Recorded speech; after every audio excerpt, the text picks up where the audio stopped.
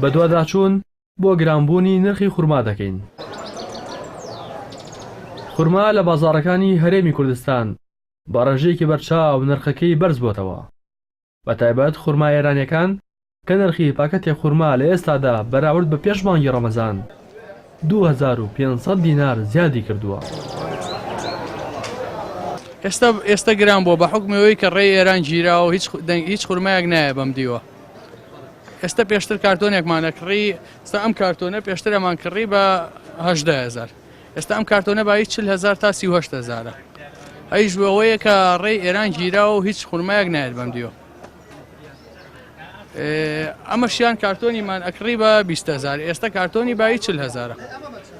هەفتەیە پێش ڕەمەزان زۆر هەرزانتر بووە تا ئێستا. ئەویش کەەوە بوو کە ڕێی ئێران نەگیرا بوو. خورمای عێراقیەکەش بەرز بۆتەوە بە حکمەوەی کە وەرزی خورما نییە ئێستا و لەگەڵ ئەوەشا کە ئێرانی نێت بەم دیوە تەبعەن هەر خورمای ئێرانیش دەبێ بەرز بێتەوە، خورمای عێراقیش بەرزە بێتەوە. ژووری پیشەسازی و بازرگانی و لیژنە هاوبەشەکانی قایمقامێتی سلێمانی هۆکاری گرانبوونی نرخی خورما بۆ بڕیارێکی حکوومەتی عێراق دەگەڕنەوە کە لە پێناو ساختکردنەوەی بەرهەمی ناوخۆ هاوردەی خورما و دەبەرهەمی دیکەی قەدەغە کردووە.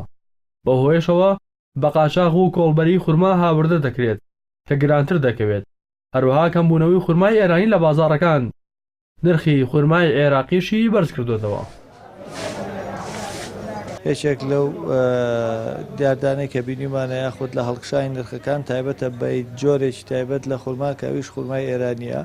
خورمای ئێرانیش لە پێش مانگی ڕەمەزانە و نرخەکەی هەڵکشاوە بەرەو ژوور بۆتەوە بەهۆی ئەوەی کە هاوردەکردنی بە بڕیارێکی حکوومەتی عێراقی وەزارەتی کشتوکاڵ لە حکوومەتی عێراقی فیدراڵ ڕێگری کردووە لە هاوردەکردنی کۆمەڵێک بەروبوومی کشتوکاڵی یەکێکیش لەوانە خورمایە. بۆ مۆزۆی خورما ئەلەم هەر خورما خۆی لە ئەسڵا لە کۆنەوە منع کراوە.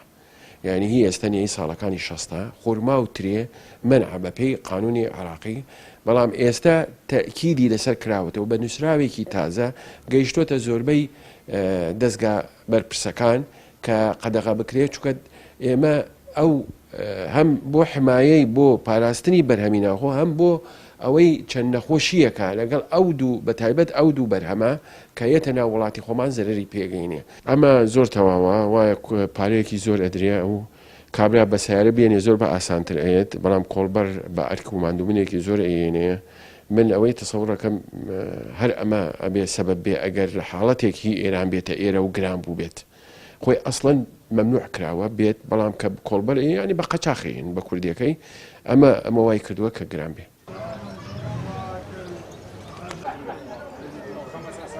یەکێ لە سونەتەکانی مانگی ڕەمەزانەوەیە کە ڕۆژەوان بە خورما ڕۆژەکەی بشکێنێت، بەڵام بڕیاری قەدەغەکردنی هاوردەی خورما لە وڵاتی ئێرانەوە نرخی خورمای بە ڕێژەی لە 200 بەرز کردوتەوە. بە جۆرێک نرخی پاکەتێک خورما 1000 دینار بووە، بەڵام ئێستاکە بە 3,500 نیوە کە ئەمەش بارگرانی لەسەر هاوڵاتیان و ڕۆژەوانانی هەرێمی کوردستان دروست دەکات. ڕاستی حەمامین، کەناڵی ئاسمانی پەیام، سلێمانی.